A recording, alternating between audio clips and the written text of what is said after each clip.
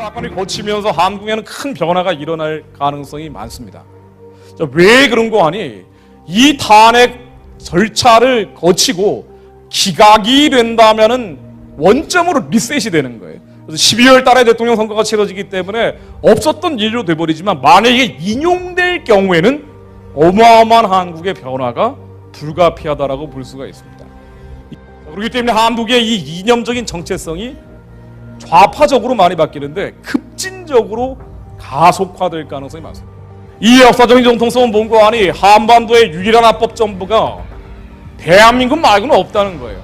북한 정권은 합법 정부가 아니라는 겁니다. 이게 한국의 가장 핵심적인 역사적 정통성이라고 해요. 헌법 3조에 그렇게 나와 있어요. 자, 그래서 북한 정권은 헌법적으로 반국가단체, 반란단체, 반역 집단이기 때문에 북한 정권에 지배받고 있는 북한 주민들은 대한민국 국민이 됩니다. 지금 나오는 여론조사대로라면은 이 역사적 정통성이 바뀔 가능성이 지배적입니다. 왜냐하면 지금 다음번 대통령 선거에 가장 유력한 후보들이 다 이 얘기를 공통적으로 하고 있기 때문에 어떤 주장이냐? 한반도의 유일한 합법 정부가 대한민국뿐 아니라 북한 정권도 국가로 인정하라는 거예요. 북한의 핵미사일을 사실상 완성해버렸기 때문에 이걸 대비하기 위해서 사드라는 미사일 부대를 한국이 들여온다는 것인데 이것은 기본적으로 주한미군의 28,000명을 보호하기 위해서 주한미군이 들여오는 거예요. 주한미군을 보호하기 위한 것이 첫 번째 목적인데 만일 사드를 무효화하거나 백지화하게 될 경우는 주한미군을 보호할 수가 없고 그 결과 한국에 있는 주한미군은 철수해야 된다는 여론이 미국에서 나올 수밖에 없습니다.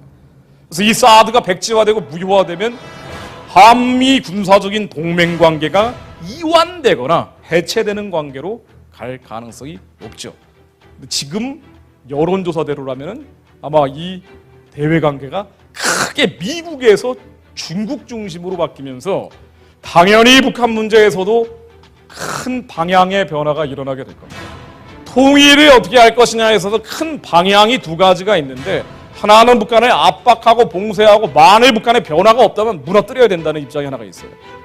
아마 박근혜 이명박 정부가 이 노선에 해당했다라고 큰 범주에서는 볼 수가 있을 겁니다. 자, 그런데 이제는 화해협력 공존이라는 이름으로 아까 제가 말씀드린 북한에 대한 국가성을 인정함으로써 한반도의 유일합법 정부가 대한민국이라는 역사적 정통성을 바꾸고 대외관계 역시 미국에서 중국 중심으로 변하고 통일 문제에서도 북한에 대한 압박과 봉쇄와 붕괴가 아니라 화해와 협력과 공존이라는 이름으로 개성공단을 제기하고 금강산 관광을 제기하고 북한에 대한 인권 유린을 비판하는 대신에 북한의 식량을 줘야 한다는 쪽으로 큰 틀이 바뀌게 됩니다. 지금 여론조사입니다. 이 마지막은 뭔가 하니 연방정부. 북한 정권과 화해하고 협력하고 공존하는 그 마지막은 북한 정권도 하나의 국가이기 때문에 한국도 국가인 바 두 개의 국가가 연방제 형식으로 통일을 해야 된다라는 쪽으로 바뀌게 될 것 같습니다. 지금 여론조사대로라면 국가보안법이 폐지됩니다. 왜냐하면 대통령 탄핵을 하겠다는 여론이 70%가 넘는데 여전히 다음번 대통령 되겠다는 사람들 지금 황교안 국무총리가 대통령 나가겠다는 얘기를 전혀 한 적이 없고 그리고 탄핵 여부도 아직 결정된 게 없기 때문에 그런 얘기를 할 수도 없는 상황이고요. 이 황교안 총리를 빼고 나면은 지금 지지율 1등, 2등, 3등인 분들이 모두 다 국가보안법을 폐지하겠다고 얘기를 하죠. 아마 정상적으로 선거가 치러지고 정상적으로 정권이 교체가 된다면은 국가보안법 폐지까지는 어려울 겁니다. 왜냐하면 보수 정당과 보수 언론이 견제 장치나 제어 기능을 하거든요. 근데 이게 무너져 버렸기 때문에 국가보안법은 가장 첫 바따로 없어질 가능성이 많습니다.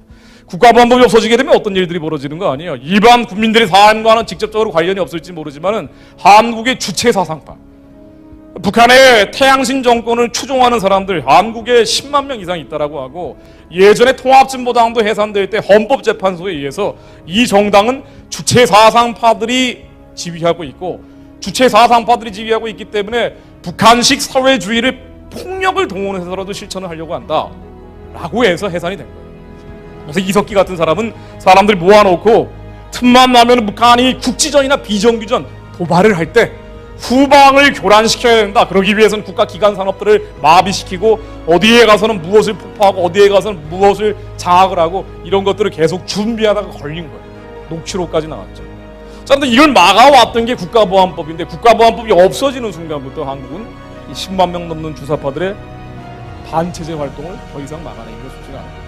그리고 제도권 내로 들어가겠죠. 이석기 통일부 장관, 이정희 국무총리 같은 얘기가 나오는 거예요.